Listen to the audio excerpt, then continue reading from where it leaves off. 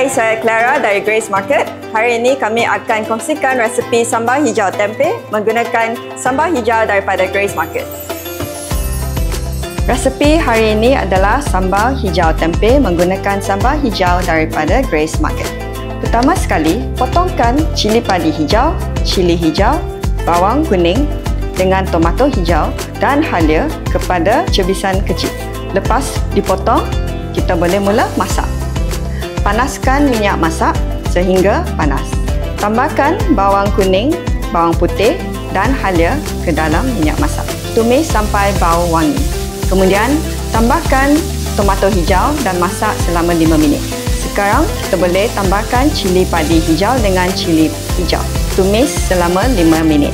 Apabila siap ditumis, sejukkan tumisan ini sehingga boleh dikisar. Masukkan tumisan ini ke dalam pengisar dan kisar sampai halus. Masukkan balik tumisan ini ke dalam wok dan masak semula sampai minyak pecah. Tambahkan garam, gula dan cuka. Setelah 10 minit, warna pun akan bertukar sehingga hijau gelap. Sekarang sambal hijau sudah siap. Sekarang kita akan potongkan tempe kepada potongan 8 atau 10. Gorengkan tempe ini selama 5 minit sehingga warna bertukar perak. Apabila sudah siap, keluarkan tempe ini ke pinggan untuk disejukkan. Sekarang kita akan mula masakkan sambal hijau tempe kami. Masukkan 2 hingga 3 sudu besar sambal hijau ke dalam pan.